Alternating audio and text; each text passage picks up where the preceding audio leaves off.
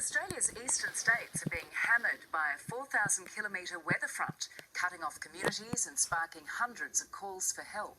Warragamba Dam has hit capacity and is expected to spill tonight, putting Sydney suburbs on flood watch. A car swallowed by floodwaters, the angels in orange flown in. It's a precarious situation. The driver winched from the roof of his submerged vehicle in Karoona, south of Gunnedah. He's carefully lowered over crops, his car left in the drink, the result of a low-pressure system moving across the state, with some parts recording more rainfall than the monthly average. The residents of Weewa in northern New South Wales completely cut off. Locals say they've already run out of milk and bread. In Gunnedah, backyards underwater. Moving south to Scone, this couple poured everything into their home, now ravaged by storms and rising waters. But it come up that fast that it just caught us. We've lost everything inside in the garage. There's nothing we can save in there. A lot of Sandra's mother's personal stuff when she passed away and that. This is the worst we've ever seen it. The town swamped by 64 millimetres of rain, a major flood alert issued, and this was the result. Waterlogged streets across the Upper Hunter. Some school children able to make light of the weather event, a bit of brown water rafting. You'll be right. We have had some severe thunderstorms develop, particularly this morning over the Hunter region, where we saw some very heavy rainfall. The Lachlan and the Namoy are two catchments that we are watching with the expectation that renewed flooding will occur in these areas. Further inland, a bird's-eye view captured the raging rivers of Cassilis, smashed by soaking rains. Tracked the dogs, caught the pony.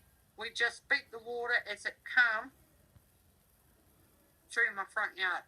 Across the region, phones rang hot with hundreds of calls for help. This afternoon, that call answered with disaster relief assistance announced for 13 local government areas, including flood-hit Forbes. In Sydney, what started as a downpour turned into a drizzle.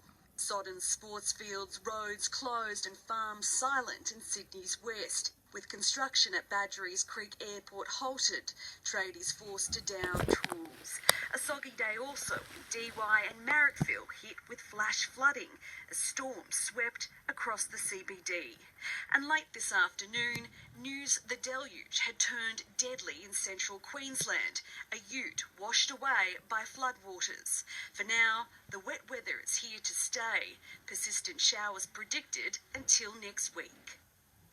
Early Walsh joins us at Windsor tonight by the Hawkesbury River. And Early, we seem to have had the worst of the rain now, but the danger hasn't passed. Georgie, as we go to air, a flood watch remains in place for the Hawkesbury Nepean catchment for minor flooding after those storms swept across the city. Richmond receiving the largest downpour, almost 50 millimetres of rain. Now, because of this deluge, largest dam, Warragamba Dam, is now at capacity, set to start spilling around midnight tonight.